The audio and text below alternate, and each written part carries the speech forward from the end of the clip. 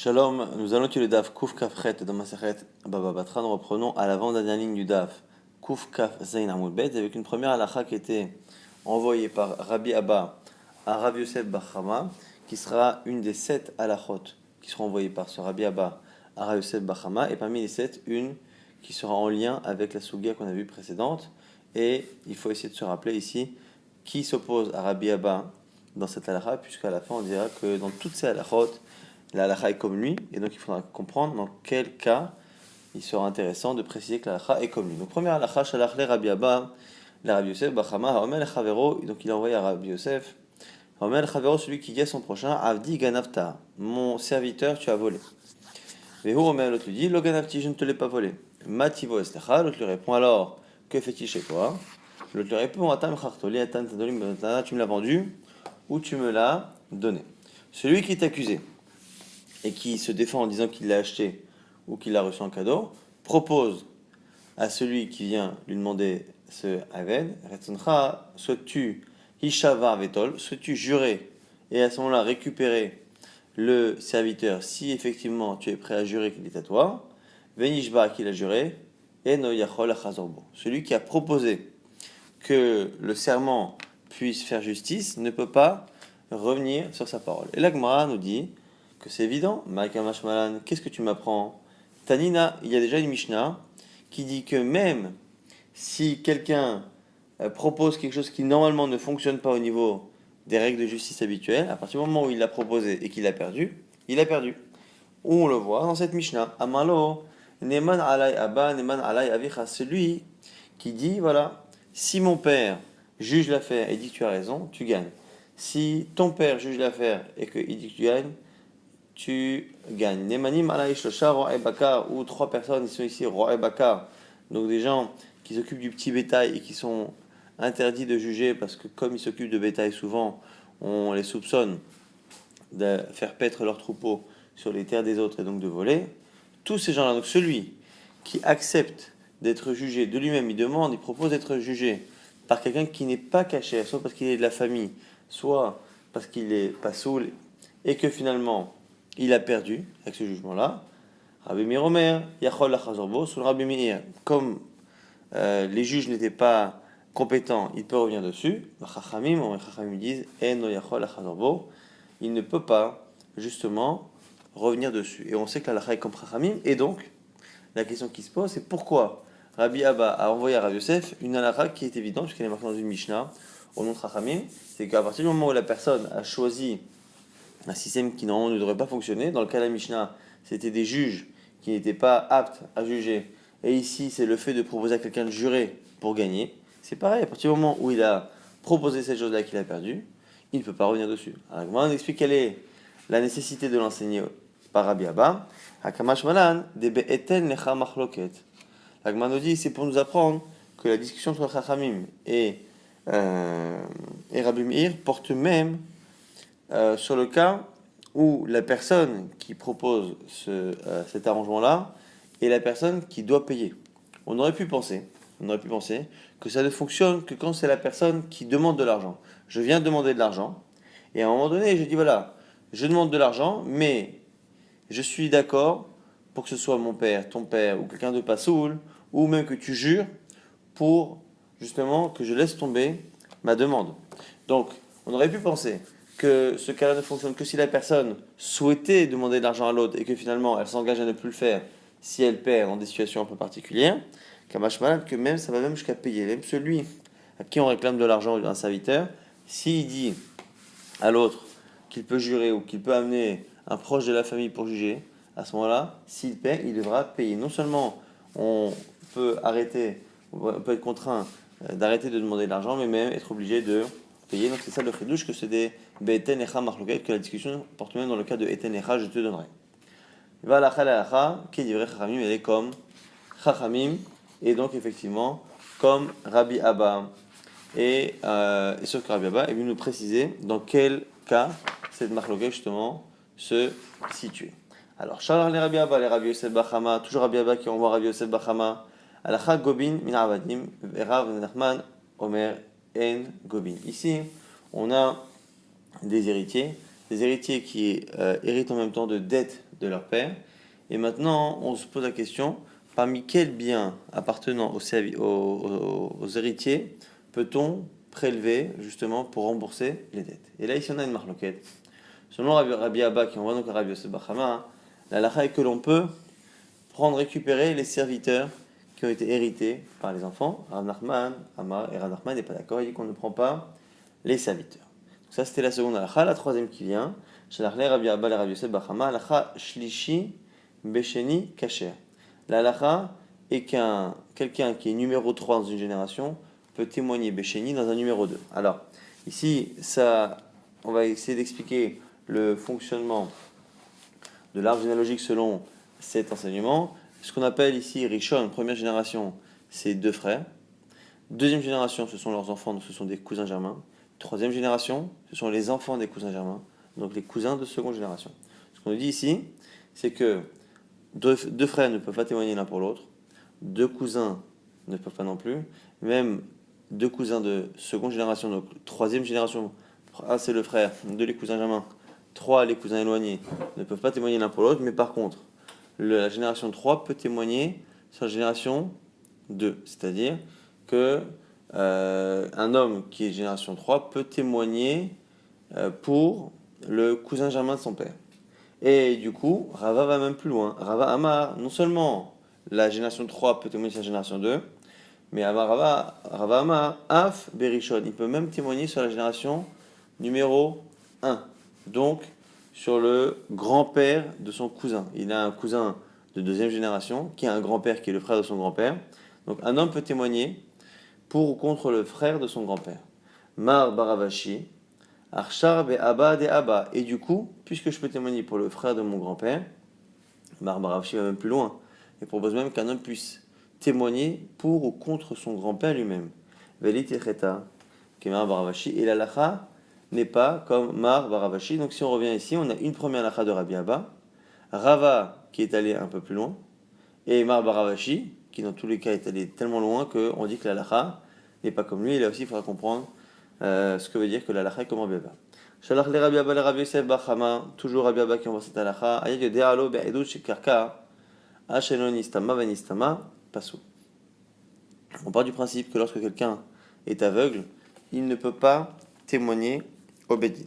La question ici, c'est lorsque quelqu'un était voyant, a vu la chose qui va lui permettre de témoigner plus tard, mais entre le moment où il a vu la chose et le moment où il arrive pour témoigner, il a perdu la vue, donc il est devenu aveugle. Donc actuellement, il est techniquement pas sous la doute, mais il est en train finalement de témoigner maintenant sans ses yeux de quelque chose qu'il a vu avec ses yeux. Donc la Gemara nous dit que même si quand il a vu il était voyant, à partir du moment où il est devenu non-voyant, au moment où il doit s'exprimer devant un juge, à ce moment-là il est pas sourd. Et là on va voir la même logique, mais qui va se décaler avec à chaque fois quelques nuances. Shmuel Amar Kacher, selon Shmuel il est Kacher. Pourquoi? Parce qu'il a vu. Archa Efshar de Mechaven Bizarana, parce que il a pu voir et il a pu retenir des endroits pour servir justement de frontière. Donc il est en train de témoigner sur la superficie d'un terrain. Il a pu, en voyant la chose quand il était encore en bonne santé, il a pu se dire voilà, ça va de tel endroit avec des repères qu'il peut vérifier, même une fois maintenant qu'il n'a plus ses yeux. Aval glima, mais pour un tissu, savoir si le tissu est comme ci, comme ça, l'eau. Le Rav Shachet dit Ama Afilou glima. Il dit même le glima, même l'habit, on peut. Pourquoi faire des mechaven, midator ko midator orbo. Un homme peut finalement, une fois qu'il a vu l'objet, il peut après essayer de transposer cela en fonction de la taille de ses mains, de ses bras, et se rappeler après plus tard, même s'il n'a plus de vue, quelle était la taille du vêtement. Ava naska l'eau. Mais non, mais par contre, un morceau de métal précieux, d'or ou d'argent, ça par contre, on ne dira pas qu'il se rappelle exactement comment il est. Amar, Afilou, Naska, lui pense que même un lingot, il se peut que la personne s'en souvienne et puisse le reconnaître grâce au poids. Ça, donc c'était les différents enseignements par rapport justement à une personne qui au départ pouvait témoigner, était voyant, mais à la fin ne le peut pas. Et on va objecter ici quasiment à tous les avis. à tous les avis, en tout cas, tous sauf Rabbi Abba. Pourquoi? Parce que Métivé, quelqu'un qui avait un témoignage sur une personne. Et entre-temps, la personne est devenue son khatan, donc il s'est marié avec sa fille, donc ils sont proches. Nasa khatano, pikar, venitraresh, on a quelqu'un qui était en bonne santé, qui pouvait entendre et qui est devenu sourd. Piteach, venistama, quelqu'un qui voyait, qui est devenu aveugle. Shafouille, venishtata, quelqu'un qui était saint d'esprit, qui à un moment donné a perdu la tête, pas soul. Il est pas soul. Avalahia yodea baedut achelona sachatano, menasachatano, metabito. Et dans le cas par contre, où au départ, il n'y avait pas de problème. Après, il y a eu un problème. Et au moment de témoigner, le problème a disparu à nouveau. Ce qui veut dire que dès le départ, lorsqu'il l'a vu, il était cachère pour témoigner. Au moment où il va témoigner devant le juge, il est également cachère. Simplement, entre-temps, il y a une période où il ne l'était plus. Exemple, il a vu un témoignage par rapport à une personne qui lui est étrangère. Après, cette personne-là épouse sa fille. Et après, sa propre fille décède. Donc, au moment de témoigner, il n'est plus son gendre. Donc, ça, c'est le cas. Après, Picard, Mitraresh, Chazam, Pakar, pareil pour celui qui était bien entendant quand il l'a vu. Après, il est devenu sourd. Après, il est redevenu bien entendant au moment de témoigner. Pita, Venistama, Chazam, Venistapar, pareil pour la vue. Safou, Venichata, Chazam, Venishtafa, pareil pour la raison. Kacher, Zéak, la loi, c'est la règle. Kol, Chetrilato, Osofo, mais pas Slout. Tout celui qui, au début, au moment de voir, Osofo, ou au moment de témoigner, il n'est pas caché, pas soul, il ne peut pas témoigner. Trilatov et Sofo Bekashot, si le début et la fin sont dans des situations bonnes, il sera caché pour témoigner, même si entre-temps, il y a eu une période justement où il ne l'était pas. Et la Gemara ici estime que c'est Tioufta des Koulou, que c'est une objection à tous les avis qu'on a cités, sauf celui de Rabbi Abba. Pourquoi? Parce qu'on a vraiment l'impression ici dans cet enseignement qu'à partir du moment où, au moment où il témoigne, il n'est pas caché, donc aveugle ou quoi que ce soit, on voit ici qu'il ne peut pas témoigner. Or, on a vu, selon tous les Amoraïs qu'on a cités, on a cité Shmuel, on a cité Rav Shechet, on a vu que chacun avait l'air de tolérer dans un cas, dans le cas du terrain, ou dans le cas du vêtement, ou même si on ne pas dans le cas du lingot. C'est-à-dire qu'ils estimaient que dans certains cas, en fonction de la chose à propos de laquelle la personne témoigne, il pouvait avoir un témoignage de quelqu'un qui actuellement est aveugle. Or, on a vu dans la Braïta qu'on ne fait pas de distinction. C'est simplement l'état de cache-route au moment où il témoigne. C'est une objection à tous ces cas-là. Et du coup, là aussi, à partir du moment où on a objecté à tout le monde, il faudra comprendre quelle est la nécessité de dire que la halakha est comme Rabbi Abba. Shalach Rabbi Abba Rabbi Yosef bar Chama, autre halakha envoyée par Rabbi Abba. Ici, c'est la cinquième. Omer Tinok ben Abanim Ne'eman, celui qui dit à propos d'un de ses fils, Ne'eman, on le croit, on verra ce que ça veut dire. Rabbi Yochanan Amar, et non Ne'eman, selon Rabbi Yochanan, on ne le croit pas. Alors il m'a dit, Maïkama, qu'est-ce qu'on dit ici? Amar Abaye Abaye propose, Achikama, voici ce qui est dit. Omer Tinok ben Abanim, Irash Kol Nechasai, Ne'eman, celui qui dit à propos d'un de ses enfants, qu'il hérite de tous mes biens, à ce moment-là, Ne'eman, on le croit. Qui Rabbi Yochanan ben Beroka, comme Rabbi Yochanan ben Beroka qu'on a cité à plusieurs reprises, qui lui dit que l'on peut modifier le partage de ses héritiers potentiels. Rabbi Yochanan Ama et non Ne'eman, et celui Rabbi Yochanan qui n'est pas d'accord, lui pense que la Chai comme Rabbanan qu'on ne peut pas faire cela. La Gemara s'étonne. Matkif la Rava Rava lui dit, mais attends, ton explication ne rentre pas dans le texte, dans les mots. Pourquoi? Hay Ne'eman et non Ne'eman. Pourquoi parle-t-on de il est cru ou il n'est pas cru, on le croit, on le croit pas? Il on ne devrait pas dire ça. On devrait dire celui qui dit mon fils héritera de tout, on devrait dire qu'il héritera de tout, et le dit, il n'héritera pas de tout. Mais pourquoi dire on le croit, on le croit pas? Si on dit on le croit pas, c'est qu'il n'est pas en train de partager son héritage, mais qu'il est en train de nous donner une information sur lui. La question est-ce qu'on le croit ou pas? Donc, et là, Rava propose Achika Amar, comme ça il faut dire. Omer al-Natinok ben Abanim Bechorhu, celui qui dit sur un de ses enfants que c'est son aîné, et donc il enlève le droit d'aînesse à un enfant qu'on pensait être l'aîné, ou en tout cas il enlève une part aux autres frères. Ne'eman, on le croit. Qui Rabuda, comme Rabuda qui dit que Yakir, un père, a le droit, la possibilité de reconnaître et de donner le statut à son fils. Rabbi Yochanan Amar, et l'Aleman qui Rabanan, et Rabbi Yochanan pense contre Chachamim qu'on ne le croit pas. Sixième halakha de Rabbi Abba, Shalach le Rabbi Abba le Rabbi Yosef bar Chama, Haomer, Titol Ishti Kechal bin Abanim, celui qui dit que ma femme prenne une part dans l'héritage comme un de mes fils. C'est-à-dire qu'au lieu de partager entre tous les fils, on prend la part des enfants, on rajoute une part à la mère et on divise les biens du père dans tout cela, et on lui donne une part. Notalet qui elle prend une part comme les enfants. Amar Avar Rabbanan dit, Minchasim shel arshav, dans les biens actuels, pas dans les biens futurs, Obebanim habaim lachar mikan, et on devra tenir compte des enfants futurs. Donc, si après le moment où il a parlé, ils ont eu des enfants, elle partagera avec ces enfants-là. Si septième halacha, shalach le Rabbi Abba le Rabbi Yosef bar Chama, amotzi shtachov al chavero, celui qui vient avec un document qui atteste qu'une personne lui doit de l'argent. Amalve Omer, le nifra artiklum, celui qui réclame de l'argent, dit je n'ai jamais été remboursé un centime de cette dette. Velove Omer parati mechetza, et l'emprunteur avoue avoir emprunté et avoir, mais simplement, lui estime avoir remboursé la moitié. Et étonnamment, il y a des témoins ici qui viennent et qui vont plus loin que l'emprunteur, et eux disent que l'emprunteur a remboursé la totalité. Que fait-on? Arez et Nishba, on va demander tout de même à l'emprunteur de jurer sur la moitié qu'il nie. Alors ici c'est intéressant, on a un principe que Modé Mimistatana Ishavar, c'est quelque chose qui est accepté de tous. Lorsque quelqu'un se voit réclamer de l'argent et qu'il avoue devoir une partie de la somme, donc c'est le cas d'ici, la personne lui dit tu me dois 100, lui dit non c'est pas vrai, je t'ai remboursé 50, donc je ne te dois que 50. À partir du moment où il avoue devoir une partie de l'argent qu'on lui demande, il doit jurer justement sur cette partie. Il doit jurer justement. Donc ça, c'est la halakha, donc il doit jurer d'avoir effectivement remboursé la partie qu'il dit avoir remboursé. Mais là ici le chidouche, ça va être justement qu'on le fait jurer, alors que ici, non seulement il l'avoue, mais il y a quand même des témoins qui eux disent qu'il a tout remboursé. Donc du coup ici on nous dit quoi? Rezenishba, vego vemer tsamin echasim, benechorim. Et à ce moment-là, celui qui a prêté pourra récupérer les biens, donc la moitié des biens qui restent, il pourra les récupérer à partir des biens menechassim benechorin, les biens qui sont disponibles chez l'emprunteur. Aval mim shorbadim lo, mais il ne pourra pas récupérer des biens qui ont été vendus. C'est que lorsque quelqu'un doit de l'argent et qu'il a vendu des biens immobiliers après avoir contracté une dette, ces biens immobiliers sont assujettis à la dette et donc le prêteur pourra les récupérer. Là ici non. Pourquoi?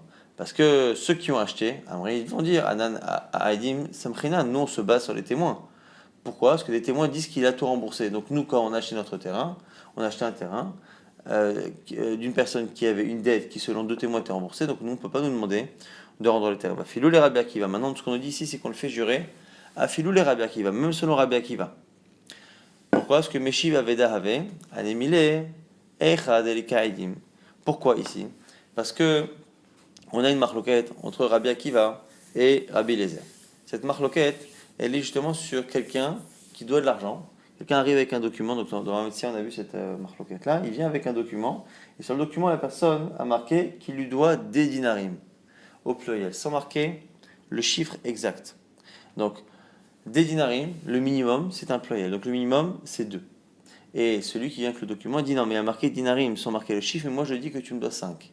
L'autre lui dit je te dois 3. Comme il aurait pu ne dire que 2, en disant 3, il est en train justement d'avouer une partie de ce que l'autre lui doit. Alors, là-bas on a une marloquette, est-ce qu'on le fait jurer ou pas? Selon Rabbi Eliezer, on le fait jurer, selon Rabbi Akiva, c'est différent. Pourquoi? Parce que comme il y a marqué des dinarim et qu'il n'était pas du tout obligé de dire qu'il en devait un de plus, donc 3, à partir du moment où c'est presque un cadeau qu'il fait à la personne, c'est comme si c'était Meshi Aveda, c'est comme s'il venait rapporter un objet perdu. Quelqu'un qui récupère un objet perdu, c'est vraiment un objet qu'il ne pensait pas récupérer, là c'est pareil. Et donc du coup là-bas il ne le fait pas jurer, ici c'est différent, Anemile Echad Elikaïdim, ici, parce que là-bas il n'y avait pas de témoin. Alors quoi? Aval Echad Elikaïdim, Irtute Irtat. Mais ici, comme il y a des témoins qui devaient s'exprimer, il aurait pu justement avoir peur, et donc on estime que ici, même si il dit à la personne que la personne lui a vraiment prêté l'argent mais qu'il a remboursé la moitié, à partir du moment où il y a des témoins qui sont présents, la personne peut avoir peur, et donc on ne dira pas ici que son aveu ne l'oblige pas à jurer parce que c'est pas un aveu, c'est un cadeau qu'il lui donne, c'est pas Meshi Aveda. Maintenant la Gemara objecte, Matkif là, Mar Baravashi, il lui dit à Drabas, c'est l'inverse qu'on aurait dû dire. Afilou le Rabbi Shon ben Elazar, on devrait justement nous dire qu'ici le chidouche, il est que ici, Rabbi Shimon ben El-Hazar ne devrait pas être d'accord. Pourquoi? Celui qui dit là-bas, quand la personne doit de l'argent, on a dit dinarim, c'est marqué au pluriel, on ne sait pas ce que c'est, lui dit 3. Alors là-bas, on dit que c'est modé b'miktsat ana. Hanim il est echadelika edim, des kamisaya ele. Là-bas, pourquoi il est modé b'miktsat? Parce qu'il n'y a pas de témoin qui confirme. Aval echadelika edim, des kamisaya ele. Va daimishi avait dans la Gemara dit, mais attends, mais ici dans notre cas, comme les témoins vont dans le sens, même plus loin que la personne, c'est sûr que si les témoins disent qu'il ne doit rien, et lui il arrive et dit je dois la moitié, c'est sûr que c'est un cadeau. Et donc comme c'est Meshi Aveda, normalement selon tout le monde, il ne devrait pas y avoir de serment. Donc du coup ici c'est une objection de Mar Baravashi à cette halakha de Rabbi Abba, c'est que normalement non seulement Rabbi Akiva qui dans le cas de la Metzia dit qu'on ne jure pas, mais même Rabbi Shimon ben El-Hazar qui dit là-bas qu'on jure, ici devrait dire qu'on ne jure pas. Pourquoi? Parce que le fait de témoigner et d'avouer quelque chose, alors que des témoins viennent tout de suite dire que je ne dois rien, c'est vraiment un vrai cadeau, c'est Meshi Aveda, donc il n'y a pas de raison ici de le faire jurer. Nous, dernière halakha, Darash Marzoutra Mishmei de Rav Shimi Barashi, donc c'est Marzoutra qui le dit au nom de Rav Shimi Barashi. Il cheta bechol année shma'ateta, la halakha dans tout ce qu'on a dit, donc les 7 halachot, kedeshalach le Rabbi Abba le Rabbi Yosef Bachama. Il sera toujours comme ce qu'a envoyé Rabbi Abba à Rabbi Yosef Bachama, parce qu'on a vu que parfois il y avait des désaccords avec d'autres personnes, mais en tout cas la halakha sera toujours comme ces 7 halachot de Rabbi Abba. Alors, la Gemara se pose la question, parce qu'on a vu plusieurs halachot, et à un moment donné, on a vu que Rav Nachman n'était pas d'accord. Et ça paraît étonnant de dire que, alors que Rav Nachman n'est pas d'accord, la halakha serait quand même comme Rabbi Abba. Donc c'est dans la seconde halakha qui disait qu'on pouvait récupérer les dettes du père d'héritier, on peut les récupérer auprès des serviteurs que les héritiers ont reçus. On avait dit que selon Rav Nachman, on ne pouvait pas, selon Rabbi Abba, on peut. La Gemara dit Amarle Ravin ale Ravashi, des Rav Nachman, mais que fais-tu avec Rav Nachman? Amarle réponse, En Govin Matnitinla, Vechen Amar Rav Nachman. Lui dit, non, on a une autre version de l'enseignement de Rabbi Abba. Dans l'enseignement de Rabbi Abba, qu'on a, selon notre version, il est d'accord avec Rav Nachman. Donc il a dit la même chose. Vechen Amar Rav Nachman. Alors du coup, la Gemara dit, Ve'ela, il cheta la Pukemai. Alors si tu dis que dans la seconde halakha, c'est déjà que ce qu'il a dit n'est que la répétition finalement de Rav Nachman. Explique-moi, les Apukemai, à quoi sert de nous dire que la halakha est comme Rabbi Abba. On va refaire tous les enseignements les uns après les autres. Le premier, c'était aussi celui qui disait, voilà, je te préviens, si tu veux jurer par rapport à l'argent que tu penses que je te dois, à ce moment-là, tu gagnes. On avait vu déjà que ça, c'est les Mishnah qui nous dit que celui qui va accepter un juge qui n'est pas caché, s'il le fait et qu'il perd, il ne peut pas revenir dessus, c'est la halakha comme Chachamim. Et on avait vu que le but de Rabbi Abba n'était simplement que de nous dire que ce qui est marqué dans la Mishnah, ça vaut à la fois pour celui qui réclame et à la fois pour celui qui doit de l'argent. Donc du coup, ici, il est évident que la halakha est comme lui, puisqu'il ne s'oppose à personne. Dans la seconde halakha, on a corrigé pour faire en sorte que ce ne soit pas en désaccord avec Rav Nachman. Et donc du coup, pareil, il n'y a pas tellement de raison de dire que la halakha est comme Rabbi Abba, parce qu'elle est déjà comme Rav Nachman, et que finalement, on n'a aucun chidouche. Donc la Gemara propose maintenant peut-être que c'est dans le troisième cas, la troisième halakha. La Gemara dit, alors, pourquoi finalement a-t-on besoin de dire que la halakha est comme lui? Il a pouké midé Rava. Si c'est pour exclure dans la troisième halakha Rava, rappelez-vous que Rabbi Abba avait dit que un cousin de deuxième génération, donc ce qu'on appelle la troisième génération, frère après cousin germain et après cousin éloigné, lui peut témoigner pour la seconde génération. Rava avait rajouté que même il peut témoigner même pour la première génération, donc un homme peut témoigner pour le frère de son grand-père.